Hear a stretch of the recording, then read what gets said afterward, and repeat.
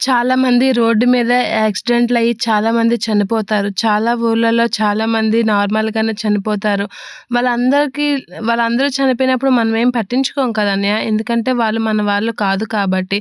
అలా అని అంటూ ఉంటాడు. ఆ మాటలకి అక్షయ్ షాక్ అవుతూ ఉంటాడు. అలానే మనం కూడా వదినకి ఏమైనా నువ్వు పట్టనట్లుగా వెళ్ళిపోయావు కదా! అలాంటప్పుడు నీకు వదినకి ఎలా ఉంటే నీకెందుకు? ఏమైతే నీకెందుకు? నీకు అనవసరం కదా! అని కమల్ అంటూ ఉంటాడు. అది కాదురా అని చెప్పేసి అక్షయ్ ఏదో చెప్పబోతూ ఉంటాడు.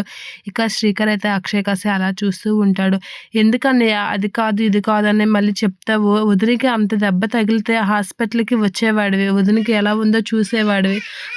తన గురించి కొంచెం కేర్ చూసుకునేవాడివి. కానీ నీకు వదిన అవసరం లేదు కాబట్టి నువ్వు పట్టించుకోకుండా ఇంటికి వచ్చేసావు అని చెప్పేసి కమల్ అంటూ ఉంటాడు. అది కాదురా కమల్, నేను ఒకసారి చెప్పింది వింటావా అని అంటే, ఏం చెప్పింది వినాలన్నయ్య, నువ్వు చెప్పింది వింటూ పోతుంటే ఏదైనా చెప్తావని చెప్పేసి కమల్ అంటూ ఉంటాడు. నీకు భార్య మీద ఆ మాత్రం ప్రేమ లేకపోతే ఎందుకన్నయ్య పెళ్లి, తాళి, పిల్లలు?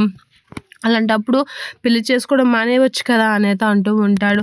అది కాదురా, నాన్న హెల్త్ కండిషన్ మీకు తెలుసు కదా! మీకు తెలిసి కూడా నువ్వు అలా మాట్లాడితే నేనేం చేయలేను అలా పరిస్థితిలో నాన్న ఏమైపోతాడో అని చాలా టెన్షన్ పడ్డానురా. అంతేనురా, అంతకు మించి అవని మీద ప్రేమ లేక కాదు అని చెప్పేసి అక్షయ్ అంటూ ఉంటాడు. అలా అనేసరికి నాన్న, నాన్న ఎప్పుడు వాళ్ళ గురించి ఆలోచించేటప్పుడు వదిన గురించి నువ్వు పట్టించుకోవు కదా అన్నయ్య. ఆ విషయం మాకు క్లియర్‌గా అర్థమైంది. నాన్ని ఇంటికి దించాక కూడా నువ్వు ఇంటికి హాస్పిటల్‌కి రావచ్చు. ఏమైందో కనుక్కోవచ్చు. కానీ నువ్వు అది చేయలేదు. ఎందుకంటే నీకు అవని వదిన అవసరం లేదు. కానీ మాకు మా వదిన అవసరం ఉందన్నయ్య. నువ్వు చూడకపోయినా వదిన మాకు చేసిన సేవలకి మేము చూస్తాం. మేమున్నాం వదినని చూసుకోవడానికి. నీకు అవసరం లేనప్పుడు నువ్వు వదిలేయి. నువ్వు వదిన ఏమైపోతే నీకెందుకు అని చెప్పేసి కమల్ అయితే చాలా సీరియస్‌గా వెళ్ళిపోతూ ఉంటాడు. ఆగురా కమల్ అని చెప్పేసి అక్షయ్ అంటూ ఉంటాడు.